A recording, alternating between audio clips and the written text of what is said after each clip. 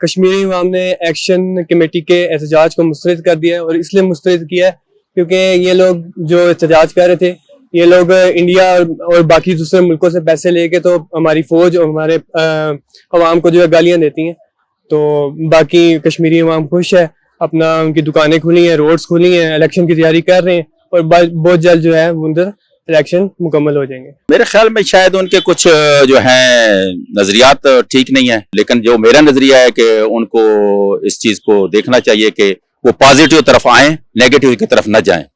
اور وہاں پہ جو میں نے سنا ہے کہ الیکشن ہو رہے ہیں اور وہاں پہ لوگوں پرامن ہیں اور وہ چاہتے ہیں کہ الیکشن ہو اور نئی حکومت آئے اور ہمارے لیے کچھ اچھے کام کریں. ان کو عوام نے مسترد کر دیا، ٹھیک ہے.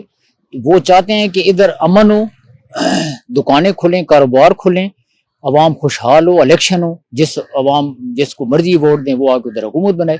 تو یہ بیسیکلی یہ گڑبڑ اس لیے کر رہے ہیں کہ کھاتے ان کا انڈیا کا ہیں، ادھر پاکستان کے خلاف وہ استعمال ہو رہے ہیں. کشمیری عوام جو ہے ایکشن کمیٹی کے خلاف ساتھ کھڑی نہیں ہو رہی، کیونکہ وہ لوگ غدار ہیں، اور نئی حکومت آئے گی، نئی الیکشن ہوں گے اور لوگ اس چیز سے ترقی پائیں گے. کشمیری عوام نے ایکشن کمیٹی کے احتجاج کو مسترد کر دیا. ابھی بھی آپ کشمیر میں جائیں تو ہوٹلز، آپ کے مارکیٹس ہیں، دکانیں سارے کھلی ہوئی ہیں.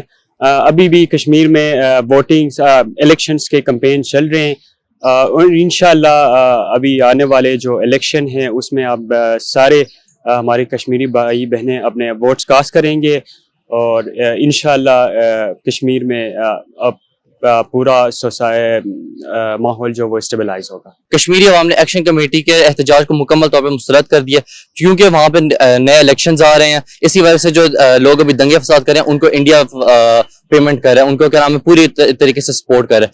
وہ کشمیر میں ابھی مکمل طور پہ الیکشنز کی تیاری ہو رہی ہے، روڈز مکمل طور پہ کھلے ہوئے ہیں.